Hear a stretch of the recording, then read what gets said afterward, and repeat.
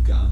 He's actually a sea monster living in the ocean with his parents. He comes from a very protected family, notably from his mother. She's all like, do not let a human see you, they will try to kill you, they don't understand who we are. But Luca has a fascination with humans and the human world. They live in the ocean just outside of Italy. One day he meets another sea monster kid named Alberto who decides to bring him to the surface, and Luca then discovers when he goes to the surface and he dries, he transforms into a young human child. With that, Alberto and Luca, they start having journeys along Italy together, and all the while are discovering what it means to be human and how human life could potentially embrace them for who they truly are. The Disney and Pixar collaboration is the gold standard to how animations need to be done. They have made so many of the all-time greats when it comes to animations. So much so that it's almost insulting to label Pixar movies as kids' movies, because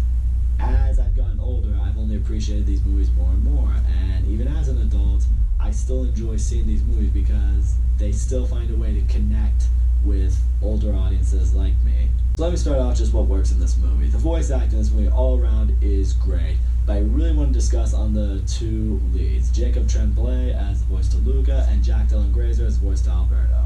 These two have been two of the best kid actors I think in recent years. I've seen both of them in quite a lot actually. I think they both set up pretty strong careers for themselves. They're both two great kid actors who I believe will have great careers for, years down the line. And they're both really great at the voice acting in this movie, and what I also love is in their voices you really feel their characters being brought out. Luca is the shy, reserved, kind of nervous, anxious, but very open-minded, very excited to see the world for what it is. He's readily open to seeing what human life is like. And then on the other hand, you have Alberto, who's very just gun-ho, I want to go do this thing, I don't care about the rules, ignore the little voice in your head that tells you can't do it. But he's also aware of what human beings think of sea monsters, and as a result, he's a little reserved in getting close to humans at the same time. It's a very interesting dynamic with both of them, but I do think that's what really brings their chemistry together, and that's where you really see a true friendship develop between the two of them. This is a coming-of-age movie first and foremost, so you know throughout this movie that both these characters are going to grow, and by the end of it, you do feel both of them have blossomed in the way that they both need to for their own characters. And this movie has a lot of what you else might be looking for in a Pixar movie. This movie has really good humor. There are moments I was definitely laughing. The movie has a lot of heart. There are moments that definitely make you feel something for sure. A lot of great side characters in this movie too. I really liked the human character Julia, who they both kind of befriend when they come to the surface. She's trying to make her own way in the world, and she feels like these guys can help her out even though she has no idea who they truly are. It's just, they form a great little trifecta together, and it's nice. Here's what I will say though about Luca.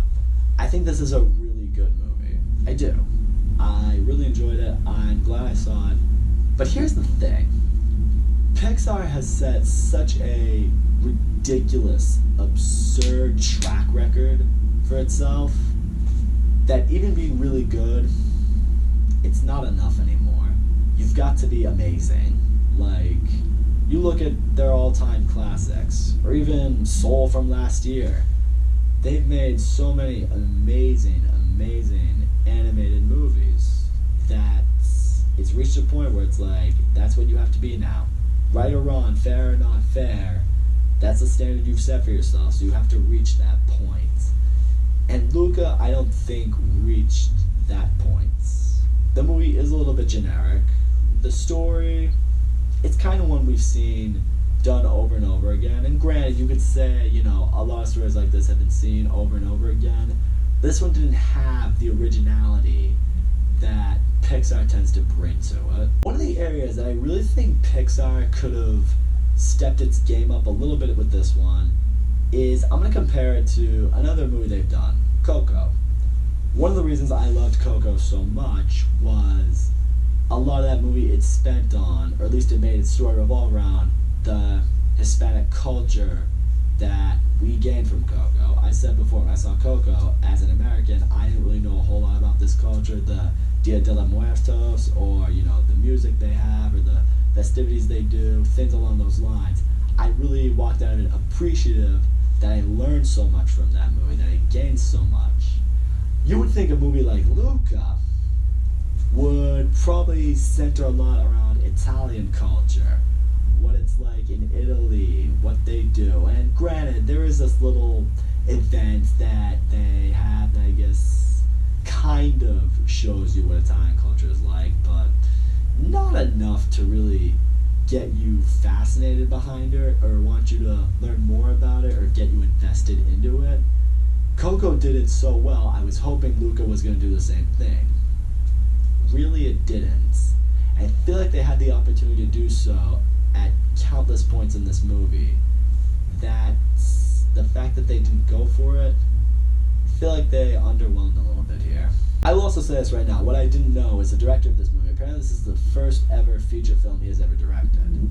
Normally, typically with a lot of these, Disney, Pixar directors, is they've directed quite a few.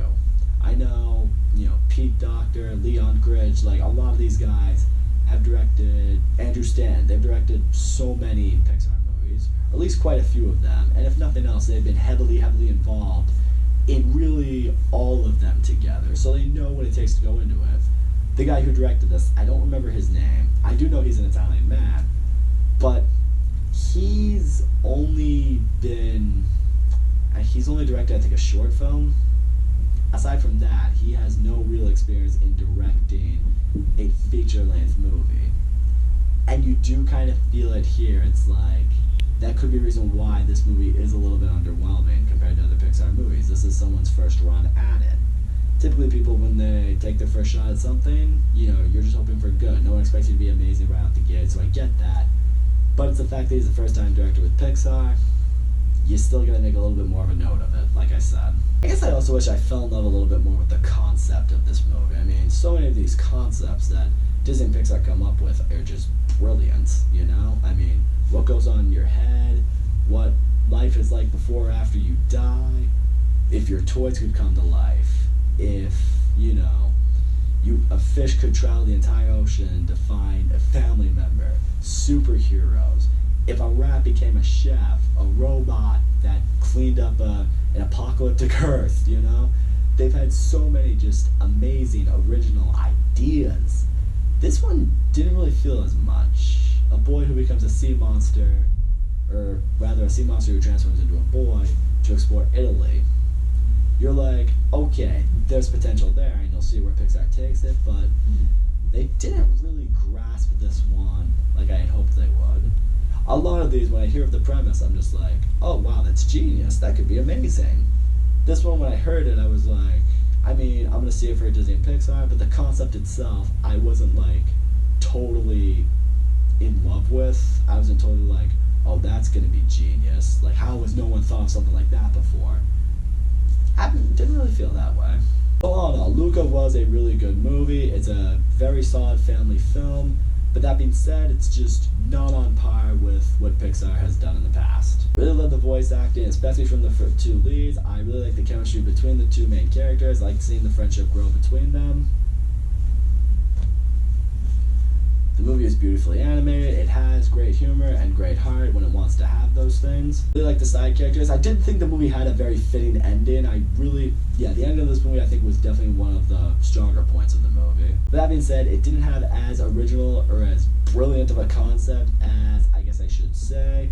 The movie is also a bit underwhelming because, like I said, it's just really good. It's not on the amazing level standard that we just hold Pixar to now, that I think we're kind of forced to hold Pixar to now. In the end, although this is a movie that I do think is worth watching, I would put it in kind of the middle class tier, which is code for namely the sequels that Pixar made that weren't the Toy Story quadrilogy. Really good, but not where we know you can be. So that's all I gotta say, guys. Thank you so much for watching my video. Don't forget to leave a comment, like, subscribe, and I'll see you all next time.